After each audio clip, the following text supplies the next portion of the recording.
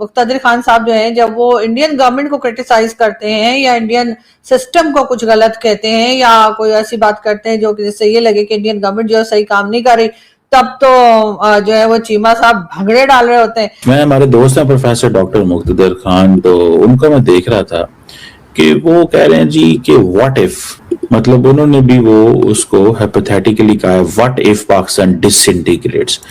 ये बात इंडिया में बड़ी पसंद की जाती है कि टूट जाएगा, बिखर जाएगा, खत्म हो जाएगा पाकिस्तान। तो ये जो आइडिया है, ये बड़ी उन्होंने बातें की। इस्लामाबाद क्लोज टू अफगानिस्तान, वो कह रहे हैं ये टेरिटरी जो है ना बड़ी करीबी है, तो मतलब अच्छा ये भी लोगों को बड़ी फैसिनेट करती है।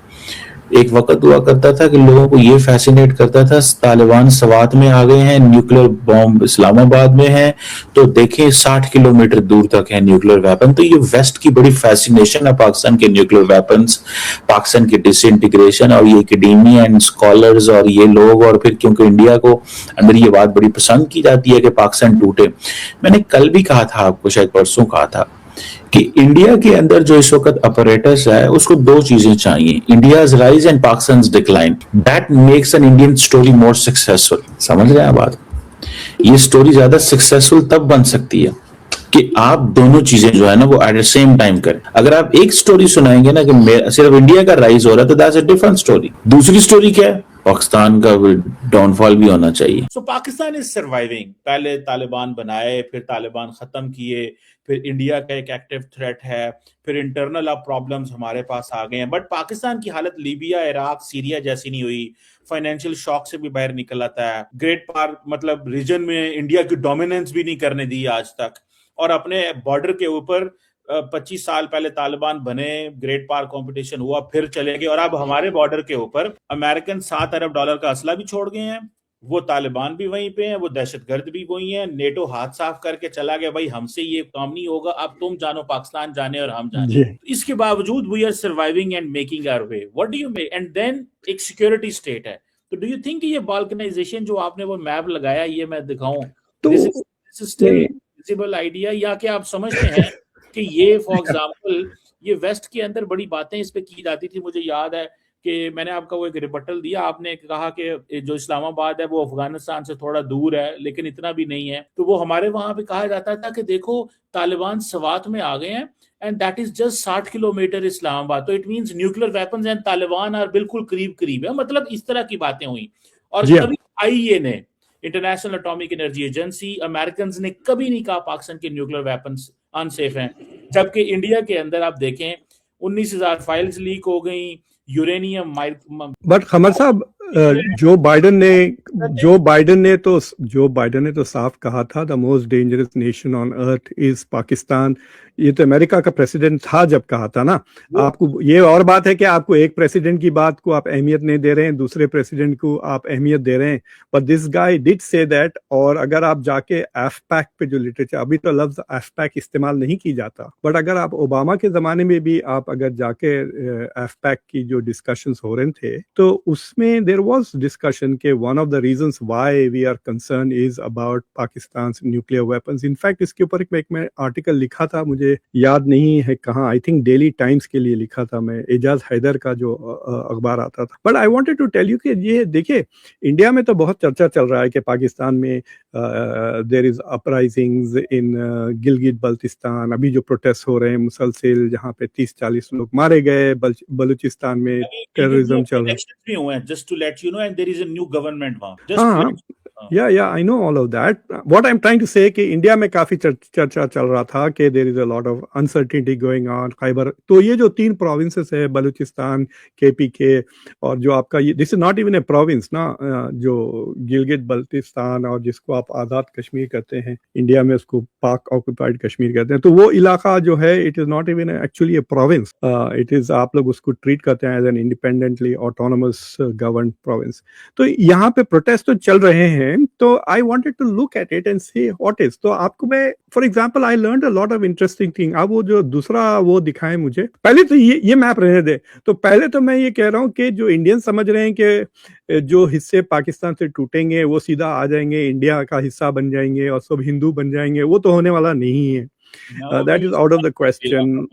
और अगर आ भी जाते हैं तो इंडिया का मुसलमानों का पॉपुलेशन बढ़ने वाला है, कम नहीं होने वाला है। That is another problem for India में फिर वो शायद बीजेपी शायद इलेक्शन ही ना जीते अगर पाकिस्तान से लाखों मुसलमान इंडिया में आ जाए। बट अगर हाइपोथेटिकली अगर ये डिस्टेबलाइजेशन हो, it will be massive war like situation जिसमें हजारों करोड़ों रेफ्यूजीज होंगे जो दोनों मुल्क अफगानिस्तान और पाकिस्तान इंडिया ही आएंगे, and India will not be able to say we will not take refugees from a war zone. मतलब इंडिया का इंटरनेशनल स्टैचर बहुत गिर जाएगा if they refuse to take refugees. But ये जो मैप है ये देखने के बाद आई हैड नॉट रियलाइज्ड कि आप देखिए कि Sindh is richer than Punjab. तो अगर आप पर कैपिटा की डेटा अगर देखें तो पर कैपिटा पंजाब का इज कमिंग, जो मैंने उस एक सेकेंड जो आप देख रहे हैं डेटा में, पाकिस्तान का 1650 to 1750 है पंजाब का पर कैपिटा इनकम, और सिंध का पर कैपिटा इनकम 2300 तक है समझिए मैक्सिमम।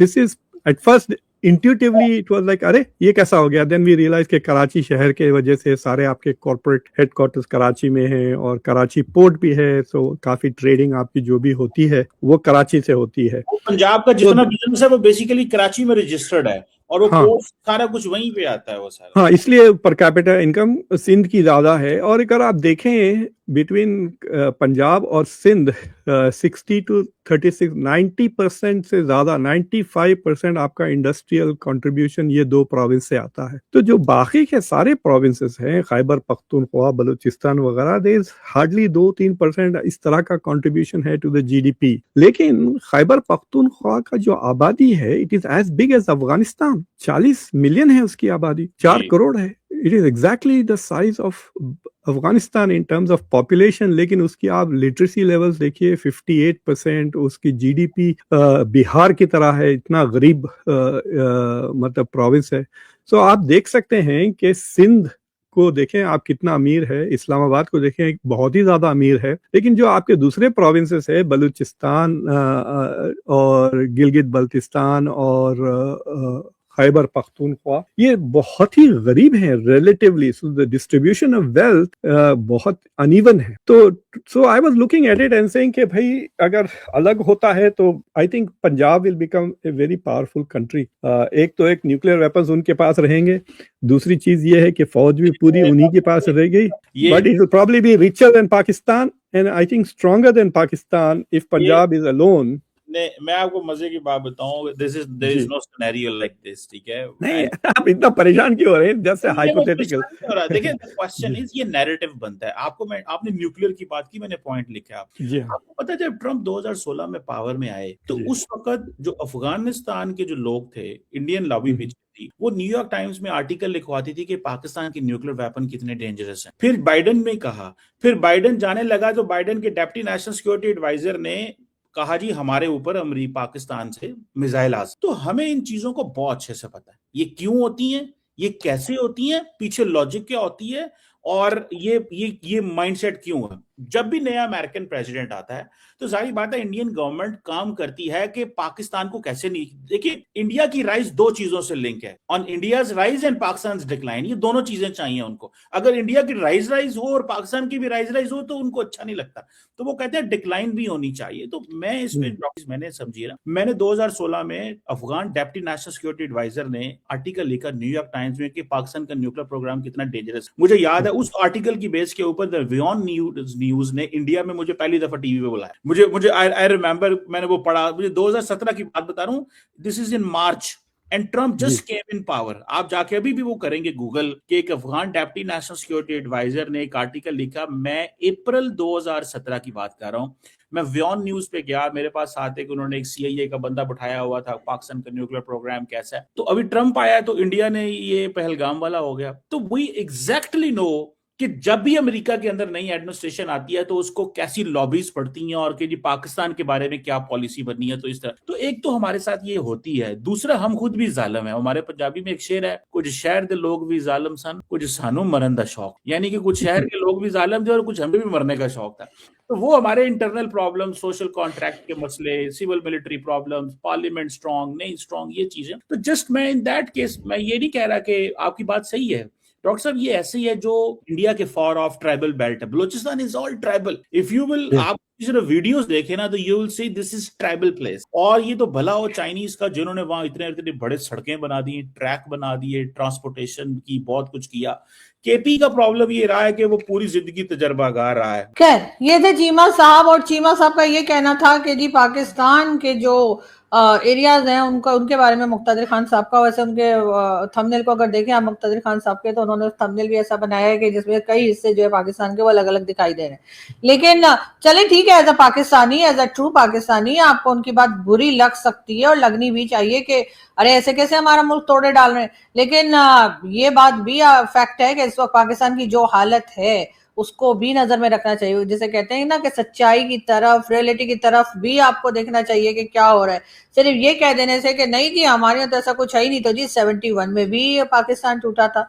उसके बाद इस वक्त जो बलूचिस्तान की हालत होके रही है, सारे वक्त वहां पे अटैक चलते रहते हैं BLA के, कभी जाफर एक्सप्रेस हाईजैक हो जाती है, तो कभी वहां पर पुलिस चौकी पे हमला हो जाता है, तो कभी वहां पे कुछ और गड़बड़ हो जाती है, और चलती चली जा रही है यहाँ तक कि वो CPCB पिछले 13-14 साल से कंप्लीट इसीलिए नहीं हो पा रहा कि वहां पर मुसलसल अटैक्स चल रहे हैं और गवर्नमेंट जो है वो कुछ भी करने में नाकाम दिखाई देती है। अब अगर ऐसे में मुक्तदिर खान साहब ये कहते हैं कि जी पाकिस्तान जो है वो कई हिस्सों में बंट सकता है, पाकिस्तान जो है उसके कई टुकड़े हो सकते हैं, तो भाई आप उसको, उस बात को समझ के अपने आप को ठीक करिए ताकि इस किस्म का प्रॉब्लम आपको ना देखना पड़े। कश्मीर का तरफ अगर आप देखें तो वहां एक अलग इशू चल रहा है, वहां पर इलेक्शंस है, लेकिन उससे पहले जो हंगामा है उस पर कई लोग ये भी कह रहे हैं कि जी पहले हमने नहीं सुना था, लेकिन अब कश्मीर के लोग कह रहे हैं जी हमने पाकिस्तान के साथ नहीं रहना। कई लोगों की इस तरह की आवाजें उठ रही हैं। उसके साथ KPK के लोग जो हैं, यानी कि पख्तूनख्वा के लोग हैं, वो कहते हैं कि जी हम अलग अपना बनाएंगे, हम पख्तूनख्वा के लोग अलग हो जाएंगे, पाकिस्तान वाले हमारी बात नहीं सुन रहे, फेडरल गवर्नमेंट हमें राइट्स नहीं दे रही है। वहां पर इमरान खान के सपोर्टर्स ज्यादा हैं तो उनके ऊपर अटैक्स भी ज्यादा हैं।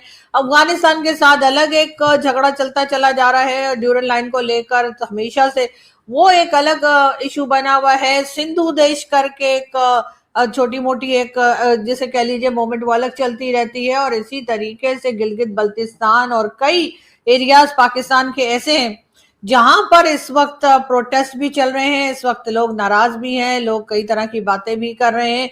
और ऐसे में अगर मुक्तदिर खान साहब ने ये कह दिया कि भाई अगर आपकी यही हरकतें रही तो पाकिस्तान के कई टुकड़े हो सकते हैं, और उसके बाद उन्होंने जो है वो अपने थंबनेल में उन्होंने वो मैप सा बना के पाकिस्तान का और वो भी दिखाया है। उस पे चीमा साहब तो खैर बहुत सख्त मुझे नाराज लगते हैं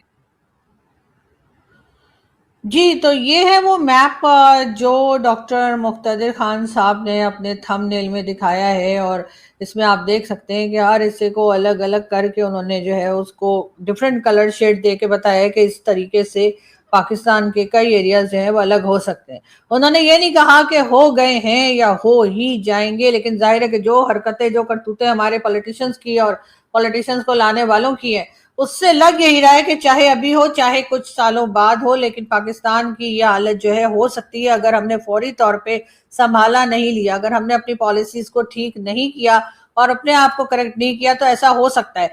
दूसरी तरफ हमारे जो पॉलिटिशियंस हैं उनमें जो झगड़ा चल रहा है उसको भी देखा जा सकता है। मौलाना फजल रहमान ने बलूचिस्तान के बारे में जिस तरीके से कई बार बात की है कि वहां पर हर डिस्ट्रिक्ट अलग होने को बैठी है, और इसी तरीके से KPK, कश्मीर और कई जगह पर ये झगड़ा चलता चला जा रहा है। लेकिन अगर चीमा साहब को ये लगता है कि नहीं जी भारत में ही बस ये बात की जाती है और भारत ही ये कह रहा है, तो अगर आपके यहाँ अमन है, क्या आपके यहाँ KPK में आराम है, क्या आपके यहाँ बलूचिस्तान में सब कुछ ठीक चल रहा है, क्या आपके यहाँ POK आजाद कश्मीर में सब कुछ ठीक चल रहा है, क्या आपके बाकी मुल्क के हिस्सों में पंजाब छोड़ के क्या बिल्कुल अमन है, क्या वहां पे किसी तरह की कोई प्रोटेस्ट नहीं चल रहा, कोई लोग ये डिमांड नहीं कर रहे कि उनके राइट्स दिए जाएं? अगर आप ऐसा कोई कहता है उसको पकड़ पकड़ के अगर अरेस्ट करके बंद कर देते हैं, उससे वो जो उनकी जो बात है वो खत्म नहीं होती है, बात वहीं रहती है। इंटरनेशनल मीडिया भी देख रहा है पाकिस्तान में जो हालात हैं